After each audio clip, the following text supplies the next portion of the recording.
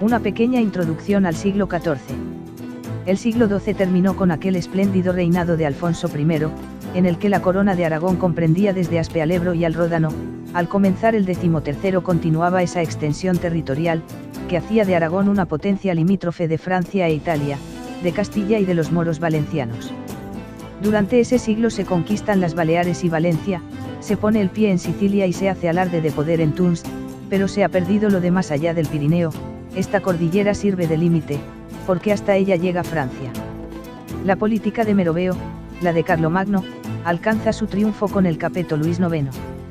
La corona de Aragón, en virtud de esa pérdida, quedó más que aislada, separada del mundo, perdió el contacto con Europa, porque la frontera con esta entró en la categoría de las llamadas muertas. Ningún acontecimiento de la Europa central o de Italia pudo llegar a los dominios aragoneses directamente sino de rechazo, y todas las ideas hubieron de penetrar en ellos tardías y desfiguradas. La evolución política fue desde entonces absolutamente interna, no influyeron en ella otros pueblos, la influencia extraña es condición del progreso. Si Castilla hubiera sido país de amplios horizontes y sin fronteras, el daño hubiera sido menor, pero Castilla era país más cerrado aún que el aragonés, sentíase segura de los moros y no se preocupaba de ellos, salvo si los africanos venían en auxilio de los andaluces. Dos unidades políticas encerradas en un mismo territorio, como dos individuos recluidos en una misma prisión, necesariamente había de acabar o riñendo o entendiéndose. He aquí la razón de la historia de Aragón y de Castilla desde el siglo XIV, es decir, desde el Tratado de Courville y del periodo de medio siglo de reacción contra la política por él establecida.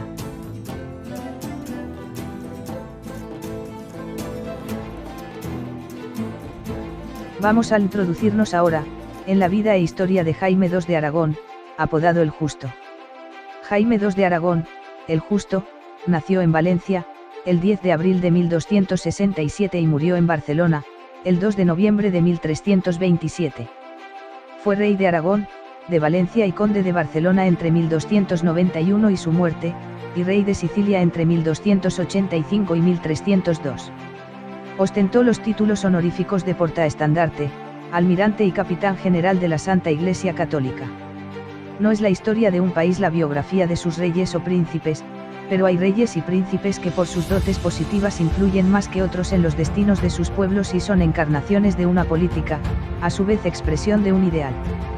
Fue uno de estos reyes Alfonso el Batallador, lo fue Ramón Berenguer IV, lo fue don Jaime I, en los comienzos del siglo XIV lo fue Jaime II, cuya política se ajustó tanto a las exigencias de la nueva vida aragonesa, que fue la seguida hasta los reyes católicos, sin el proponérselo ni quererlo, pero conducido por ideas propias muy probablemente adquiridas fuera de España. El hombre. Fue Jaime II el hijo segundo de Constanza de Sicilia y de Pedro III de Aragón, con su madre fue a Sicilia en cuanto la isla estuvo pacificada y, destinado a reinar en ella se quedó, sorprendiéndole allí la muerte de su padre y luego la de su hermano. Aunque regresó a España muy joven y sin casar, vino con las ideas ya formadas y con la cultura adquirida, su instrucción fue muy esmerada, manejaba muy bien el lemosín, o catalán a partir del siglo XIX y el castellano, sabía el latín para entender Tito Livio, sentía gran afición a las ciencias y las artes y gustaba de rodearse de sabios, en esto aventajó a todos los reyes anteriores y posiblemente no le igualó ninguno de los posteriores, ni el que algunos llaman sabio, Alfonso V. España según Jaime II. Este rey aragonés es el primero que invoca a España como patria común de cuantos vivían en ella, Antes de él, al menos en sus dominios, la voz España significaba el país ocupado por los moros. Cuando los Alfonso VI y VII de Castilla y el I de Aragón se titulan emperadores de España, emplean este nombre como expresión geográfica o se refieren a la parte que aún ocupaban los musulmanes, dando a entender que se consideraban ya sus dueños. Los eruditos del tiempo aquel lo usan en uno de estos sentidos sin sentirse ellos españoles, hacen de ella el uso que los europeos hacemos de la voz Europa. Ambas acepciones tenían su abolengo, el de expresión geográfica venía de los romanos, el de país ocupado por los musulmanes tenía sus raíces en los tiempos ibéricos. España fue la tierra de Sevilla, en ella o en sus cercanías se fijaron los fenicios y cartagineses, los cuales comunicaron el nombre a los romanos, pero el pueblo de la península, fraccionado y disgregado en las comarcas en que naturalmente se divide España, siguió en cada una llamándose con un nombre propio y llamando España a la región del Guadalquivir. En la época goda se vacila entre los significados de península y Andalucía. Al venir los moros y establecerse en Sevilla se pierde el primero y se afirma el segundo y España es el país sometido a España, es decir, a los valíes, emires y califas que tienen su corte en Sevilla y Córdoba. Ningún monarca ni castellano ni aragonés se había llamado de España ni considerado español, cuando más, se había visto en la península como los actuales europeos se ven en Europa, sin abdicar por esto de su nacionalidad ni ver en Europa su patria. Jaime II es el primero que se considera español, es decir, compatriota de todos, de Fernando IV y de don Dionís, y ve en la península la patria común de los peninsulares.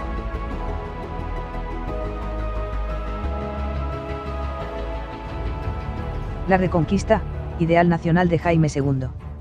Firme en esta convicción, se propuso desde que pisó suelo español concordarse con los demás españoles para reanudar la empresa nacional por excelencia, la Reconquista. Es este impulso efecto de su educación.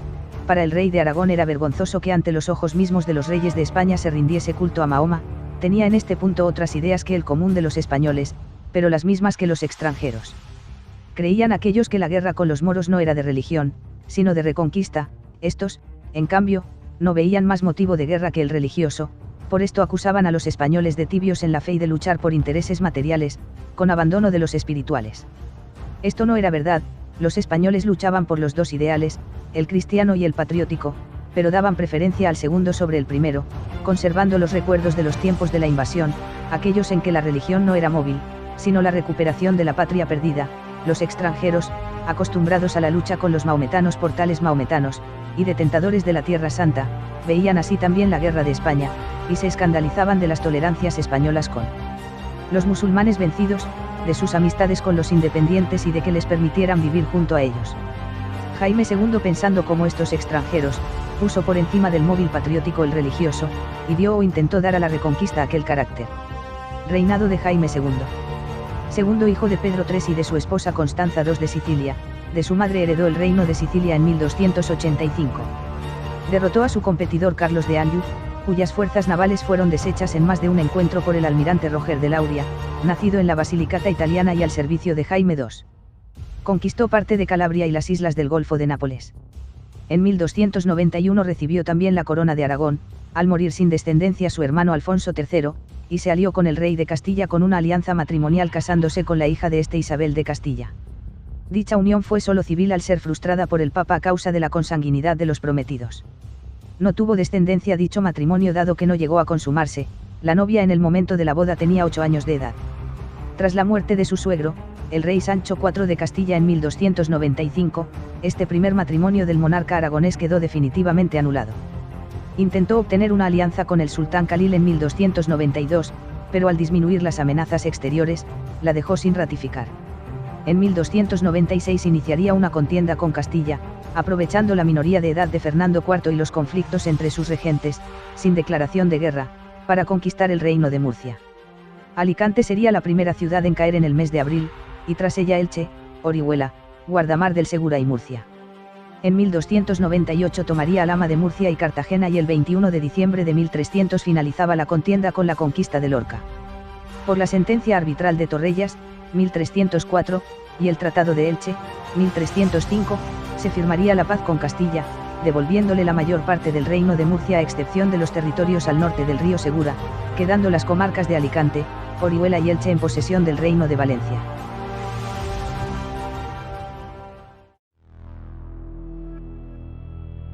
Su dominio sobre Sicilia había sido contestado por el papado y los Anjou, por lo que Jaime se avino finalmente a ceder la isla al Papa a cambio de los derechos sobre Córcega y Cerdeña y la cesión de la isla de Menorca a Jaime II de Mallorca, por el Tratado de Anagni, 1295. Sin embargo, su hermano menor Fadrique o Federico, al que había nombrado gobernador de Sicilia, se negó a abandonar el dominio de la isla y resistió eficazmente la campaña militar de Jaime II para arrebatársela, aunque finalmente fue derrotado en 1299. Ese mismo año se reforzó el pacto mediante la boda de Jaime II con Blanca de Anjou, hija de Carlos de Anjou.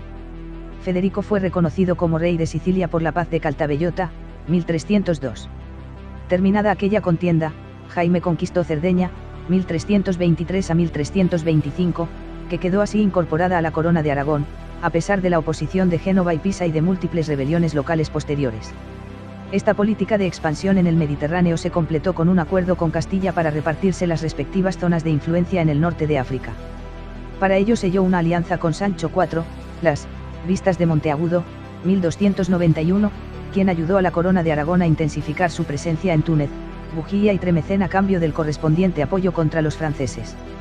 Jaime II organizó también una expedición a Oriente bajo el mando de Roger de Flor, concebida para librar al reino de la presencia de las peligrosas compañías militares conocidas como los almogávares, 1302. Intentó rescatar a los templarios peninsulares, especialmente a Fray Dalmau de Rocabertí, submariscal de la Orden, caídos en la expugnación de la isla y fortaleza de Arbad, septiembre de 1302. Para ello, envió una serie de embajadas, las primeras, 1304 a 1305 y 1306 a 1307, llevadas a cabo por Eimeric de Usal, que llegó a traer consigo a Barcelona al Ustadar, una especie de primer ministro de temas económicos y militares en Egipto, Fakhr al-Din. Consiguió su libertad en 1315, y Fray Dalmau murió en 1326 en el monasterio de Santa María de Vilabertrán. Otras embajadas de don Jaime pidieron, sin éxito, el Santo Grial y el Lignam Crucis al sultán Muhammad al-Nasir. En 1312 Felipe IV de Francia conmina a Jaime II a extinguir la Orden del Temple en su reino, pero no teniendo queja el rey aragonés del comportamiento de los templarios. Recordemos que Alfonso I el Batallador les había legado en testamento todo el reino, aunque finalmente no prosperó dicha cesión, se niega en principio a actuar contra ellos, aunque instado a ello por el Papa, no tiene más remedio que prenderlos, si bien no los condena sin la celebración de juicio previo, resultado del cual se les declara inocentes en los términos que expresa el acta del mismo, por lo que, por definitiva sentencia, todos y cada uno de ellos fueron absueltos de todos los delitos, errores e imposturas de que eran acusados, y se mandó que nadie se atreviese a infamarlos, por cuanto en la averiguación hecha por el concilio fueron hallados libres de toda mala sospecha, cuya sentencia fue leída en la capilla de Corpus Christi del claustro de la Iglesia Metropolitana en el día 4 de noviembre de dicho año. De 1312 por Arnaldo Gascón. Canónigo de Barcelona, estando presentes nuestro arzobispo y los demás prelados que componían el concilio. Jaime II dio su apoyo a las propuestas de Fray Ramón Llull sobre la recuperación de Tierra Santa, proyecto Rex Bellator. Su hijo primogénito, el infante don Jaime, renunció a la corona y vistió el hábito blanco con la cruz roja, seguramente con la esperanza de llegar a ser la espada de la cristiandad. También la fracasada cruzada de Almería en 1309, a la que ayudó Arnau de Vilanova con sus consejos de sanidad y medicina, se enmarca, junto con la fugaz toma de Ceuta, en la estrategia de Llull del libro de Fine, 1305.